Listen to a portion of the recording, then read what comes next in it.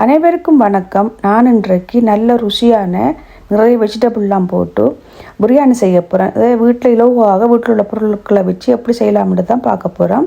இப்போ அதுக்கு அடுப்பில் சட்டி ஒன்று வச்சுக்கொள்ளுங்க. அதுக்கு கோகோனட் ஆயில், நெய் இரண்டையும் தான் விட்டுட்டு கரவாசி, பிரியாணியில் பட்டை, அன்னாசி பூ, கருப்பு ஏலக்காய் இவ்வளவையும் போட்டு அதோட வெங்காயத்தையும் போட்டுட்டு கொஞ்சம் உப்பும் போட்டு நல்லா கோல்டன் ப்ரௌன் கலர் வரும் வரைக்கும் நல்லா வதங்க விடுங்க.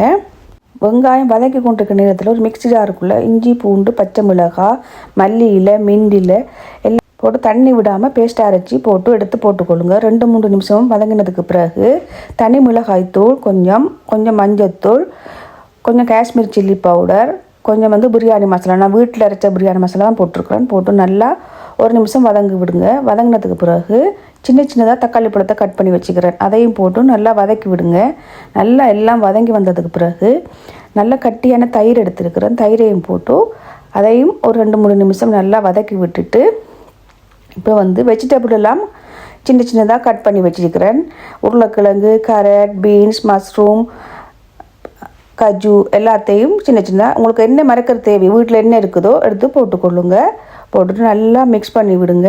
ஒரு 3-4 நிமிஷம் நான் அப்படியே எல்லாத்தையும் போட்டு நல்லா வதங்க விட்டேன். நான் நல்லா வதங்கினதுக்கு பிறகு நான் பொன்னி அரிசி தான் எடுத்து அரை மணி நேரத்துக்கு முதல் ஊற வச்சுட்டேன்.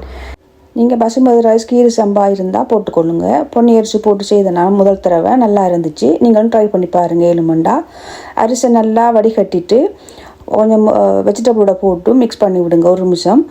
இந்த பொன்னி அரிசி உடையாது, நீங்கள் கவலைப்படாமல் மிக்ஸ் பண்ணலாம். அதோடு சேர்த்து கொஞ்சம் திரும்பவும் பிரியாணி மசாலா, நான் கறிகளுக்கு போடுறதுக்காக ஏலக்காய் பட்டை பவுடர் வச்சுருக்கேன், அதையும் கொஞ்சம் போட்டுட்டு நல்லா மிக்ஸ் பண்ணிவிட்டு ஹாட் வாட்டர் விட்டுட்டு அதோட கொஞ்சம் உப்பு, கொஞ்சம் புளி தேவையான அளவு போட்டுக்கொள்ளுங்க. உப்பு புளியை பார்த்துட்டு இப்போ மிக்ஸ் பண்ணி விட்டுட்டு மூடி போட்டு அவிய விடுங்க. கொஞ்சம் முக்கால்வாசி பருவம் அவிஞ்சி வந்ததுக்கு பிறகு தண்ணியெல்லாம் மற்றினதுக்கு பிறகு நல்லா மிக்ஸ் பண்ணிவிட்டு மேலே கொஞ்சம் நல்லா அமர்த்தி விடுங்க. அப்படி அமர்த்தி விட்டுட்டு நான் கிச்சன் ஃபோயிலால் தான் தம் போட்டு நான் மூடி, நான் எப்போவும் கிச்சன் ஃபோயிலெலாம் மூடுறது போட்டுட்டு மேலே ஒரு பாறை ஏற்றி வச்சு கீழே தோசைக்கல்லை வச்சு மீடியம் ஹீட்லேயும் லோ ஹீட்லேயும் வச்சு 20 நிமிஷம் எடுத்திங்கன்னா சூப்பரான பிரியாணி ரெடி ஆகிடும். இந்த முறையில் நீங்கள் ட்ரை பண்ணி பாருங்கள். பார்த்துட்டு எப்படி கமெண்ட் பண்ணுங்கள். ஆனால் எனக்கு இந்த அரிசி முதல் செய்த பொன்னி அரிசியில் நல்லா வந்துச்சு. நீங்களும் செய்து பார்த்துட்டு கமெண்ட் பண்ணுங்கள். நன்றி, வணக்கம். அடுத்த வீடியோவில் சந்திப்போம்.